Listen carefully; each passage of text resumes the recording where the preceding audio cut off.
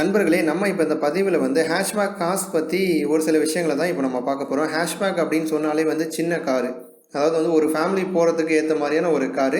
டிரைவரோடு சேர்த்து ஒரு 4 பேர் போனோம் அப்படின்னா நல்ல ஒரு கம்ஃபர்ட்டாக போக முடியும். அதே சமயம் கொஞ்சம் அட்ஜஸ்ட் பண்ணி உட்காந்தோன்னா 5 பேர் பயணம் பண்ணக்கூடிய ஒரு கார் தான் ஹேஷ்பேக்ஸு.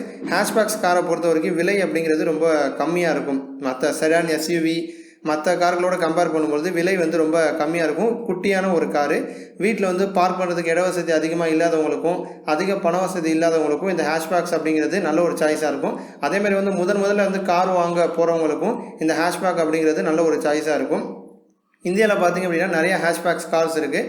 அதில் எந்த கார் அதிகமான கிராஷ் டெஸ்ட் ரேட்டிங் வாங்கியிருக்கு அப்படிங்கிறத பற்றி தான் இப்போ நம்ம பார்க்க போகிறோம். இந்த ரேட்டிங் பார்த்திங்க அப்படின்னா அடல்ட்டு பெரியவங்களுக்கான பாதுகாப்பில் அதிகமான ஸ்டார் வாங்கின ரேட்டிங் கார் எது அப்படிங்கிறத பற்றி தான் இப்போ நம்ம பார்க்க போகிறோம். நிறுவனம் படி பார்த்தோம் அப்படின்னா மாருதி சுசுகியில் எடுத்துக்கிட்டிங்க அப்படின்னா செலரியோ 0 ரேட்டிங் வாங்கியிருக்கு பெரியவங்களுக்கான பாதுகாப்பில். இக்னிஸ் கார் பார்த்திங்க அப்படின்னா 3 ஸ்டார் வாங்கியிருக்கு. பலேனோ பார்த்திங்க அப்படின்னா 3 ஸ்டார் வாங்கியிருக்கு. ஷிஃப்ட்டும் 3 ஸ்டார் வாங்கியிருக்கு. தொடர்ந்து பார்த்திங்க அப்படின்னா ஓரளவுக்கு முன்பை விட இப்போ மாருதி நிறுவனம் ஓரளவுக்கு பாதுகாப்புலேயும் அதிக கவனம் செலுத்திக்கிட்டு வராங்க. அடுத்ததாக பார்த்திங்கன்னா ஃபோர்டு நிறுவனத்தில் ஃபிகோ கார் இருக்குது.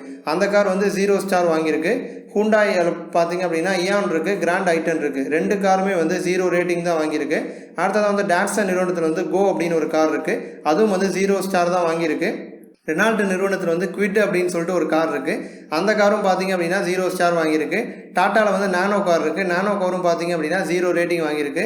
ஃபோக்ஸ்வாகனில் பார்த்திங்க அப்படின்னா போலோ அப்படின்னு ஒரு கார் இருக்குது. அந்த கார் பார்த்திங்கன்னா 4 ஸ்டார் வாங்கியிருக்கு. டொயாட்டாவில் பார்த்திங்க அப்படின்னா எட்டியாஸ் லிவா அப்படின்னு ஒரு கார் இருக்குது, ஹேஷ்பேக் காரு. அதுவும் 4 ஸ்டார் வாங்கியிருக்கு.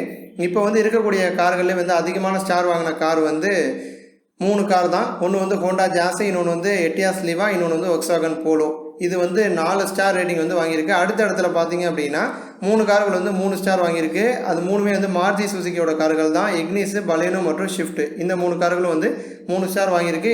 பெரும்பாலும் கார் வாங்க போகும்போது பாதுகாப்பு வசதியை கருத்தில் வச்சுக்கிட்டு நம்ம கார் வாங்கணும் அப்படின்னா கண்டிப்பாக உபயோகமானதாக இருக்கும். இந்த வீடியோவை பற்றின உங்களது எண்ணங்களை கமெண்ட் பண்ணுங்கள். இந்த வீடியோ உங்களுக்கு பிடிச்சிருந்துச்சு அப்படின்னா மற்றவங்களுக்கும் ஷேர் பண்ணுங்கள். நன்றி.